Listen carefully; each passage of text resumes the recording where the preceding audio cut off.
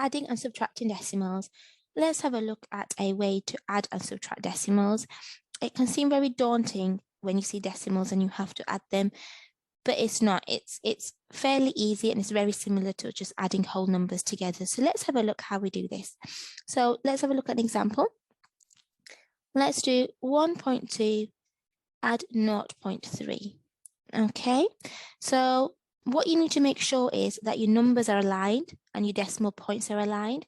And by that I mean is the numbers underneath each other and the decimal point underneath each other. So for example, I'm going to keep one box for each thing, 1.3 and 0.3. Can you see how the tenths are underneath each other? The decimal point is underneath each other and the ones are underneath each other. Then add them. Okay, and what you should have is 3 add 3 is 6, decimal point stays where it is, and 1 add 0 is 1, and the answer is, oh, I made a little mistake there, didn't I? It's 1.2, so we need to change this. 2 add 3 is actually 5, so it's 1.5 the answer. Okay, what if we had 3.42 add 0.7? Okay, again, what you do, keep one box for each number.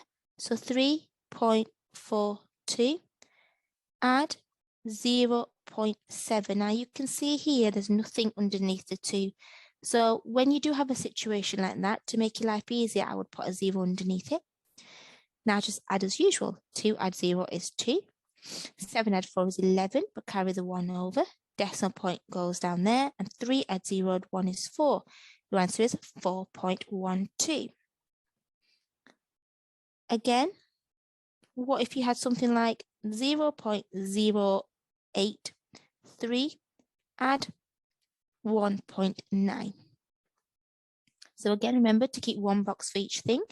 So 0.083 add 1.9, and you can see I've got a number 8 and the number 3 with nothing underneath it. So 0 and 0. 3 add 0 is 3, 8 add 0 is 8, 0 add 9 is 9, and 0 add 1 is 1. Nice and easy, 1.983. Let's have a look at subtracting. It's exactly the same as adding, but obviously you are going to subtract. So let's have a look at 0.82, take away 0.34. So again, the trick is to keep one box for everything and make everything aligned. 0.82, take away 0.34, and you can see that everything's underneath each other. The ones are underneath each other, the tenths are underneath each other, and the hundredths are underneath each other, and the decimal point is underneath each other. Now, 2 take away 4 I cannot do, so I've got to borrow 1. That goes to a 7, now that goes to 12. 12 take 4 is 8, 7 take 3 is 4. Decimal point drop down is 0.48.